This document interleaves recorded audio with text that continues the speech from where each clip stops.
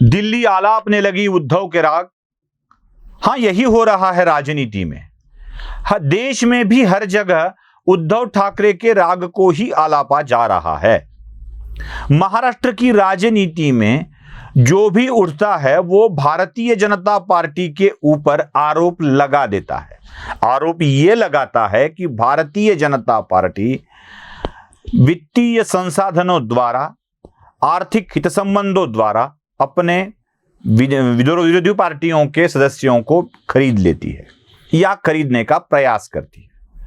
महाराष्ट्र में शिवसेना को तोड़ने के लिए बीजेपी ने हर एक विधायक को 50 करोड़ का ऑफर दिया था और 50-50 करोड़ देके ही बीजेपी ने शिवसेना के विधायकों को तोड़ा है, ऐसा आरोप भी लगाया जा रहा है।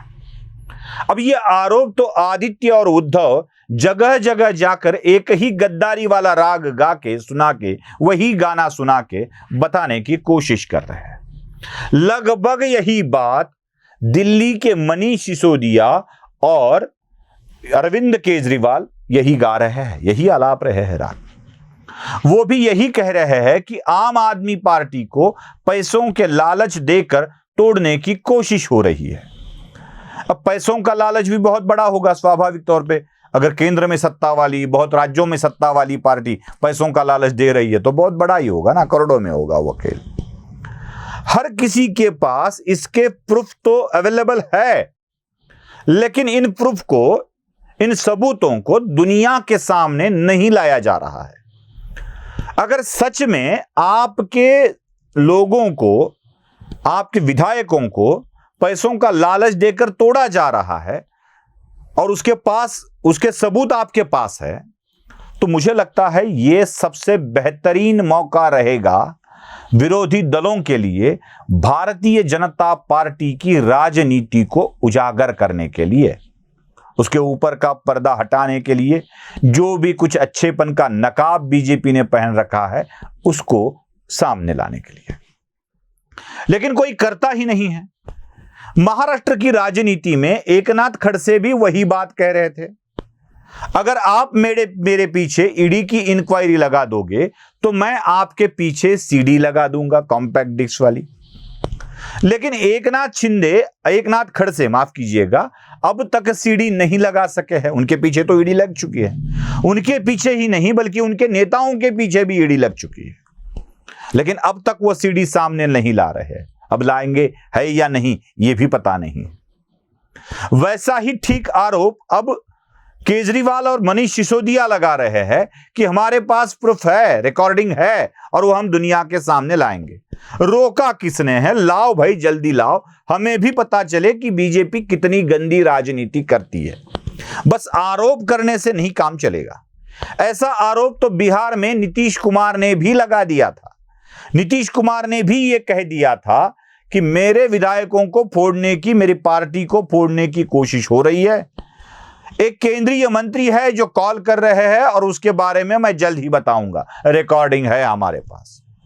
अगर आपके पास कॉल रिकॉर्डिंग है तो दुनिया के सामने लाओ उसे और बता दो दुनिया को कि बीजेपी कितनी गंदी राजनीति कर रही है। लेकिन आप तो बताते ही नहीं हैं, आपको बताना ही नहीं है। वो ठीक लगभग वैसे ही मामला हुआ एनआरसी सीए जैसा, कागज है लेकिन दिखाएंगे नहीं। कागज है ही नहीं तो दिखाएंगे कहां से? ये जो सीए और एनआरसी का मामला आ रहा था, वहां बैठे वो आंदोलन के लिए, महीनों तक आंदोलन के लिए बैठ गए। कागज नहीं दिखाएंगे, वैसे सीडी नहीं लगाएंगे, रिकॉर्डिंग नहीं सुनाएंगे, लेकिन आरोप जरूर लगाएंगे। आरोप लगाते रहेंगे कि बीजेपी फोड़ने की कोशिश कर रही है, पैसों का लालच दे रही है, करोड़ों का लालच दे रही है। विधान भवन के सामने हम घोषणाएं भी देंगे, 50 खोखे वाली, 50 खोखे एकदम ओके वाली, ये भी घोषणा देंगे। 50-50 के बिस्किट के पैकेट्स दिखाए जाएंगे, 50 करोड़ दिखाते हैं इसलिए। गुवाहाटी के ऊपर बात करेंगे, दिल्ली में फोड़ रहे हैं, तोड़ रहे हैं पार्टी को, इसकी बात होगी। ये सारी बातें सामने आते रहेगी, लेकिन इसके प्रूफ कभी सामने नहीं आएंगे।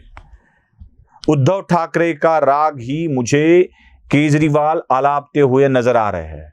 केजरीवाल जी ध्यान रखें कि अगर आप उद्धव ठाकरे के आलापों को वही रागों को आलाप रहे हो, उसी में अपना सुर मिला रहे हो, तो केजरीवाल जी, उद्धव ठाकरे जिस गति से सत्ता के बाहर हुए, शायद वही परिणाम आपको भी भुगतना ना पड़े। ऐसे ही कहते थे संजय राउत, मैं प्रूफ दे दूंगा, मैं प्रूफ दे दूंगा, और न जाने कितने आरोप लगाए थे संजय राउत ने। कह दिया था कि किरीट सोमैया और उसकी पत्नी और उसके बेटे को मैं अंदर डाल दूंगा। क्या हुआ? बीजेपी के 3.5 शयानों को मैं अंदर डाल दूंगा। क्या हुआ? कौन अंदर गया? बीजेपी का एक नेता अंदर गया? गए तो संजय राउत ही अंदर गए। जैसे संजय राउत इस तरह की बातें कर रहे थे, अंदर संजय राउत ही गए, उसी तरह से केजरीवाल और मनीष सिसोदिया उसी तरह की बातें करते हुए नजर आ रहे हैं। शायद केजरीवाल की घड़ी अब पूरी हो गई है, अब विदाई का वक्त आ गया है। विदाई के साथ साथ, सत्ता के विदाई के साथ साथ जेल में स्वागत का वक्त न आए, इसी का ख्याल अरविंद केजरीवाल को रखना पड़ेगा। शायद वो इसके बारे में सोच भी रहे होंगे। सोचा हो तो बेहतर है, न सोचा हो तो सोचना शुरू कर दे, यही हमारा कहना है। वीडियो पसंद आए तो लाइक, शेयर और सब्सक्राइब जरूर कीजिएगा। धन्यवाद।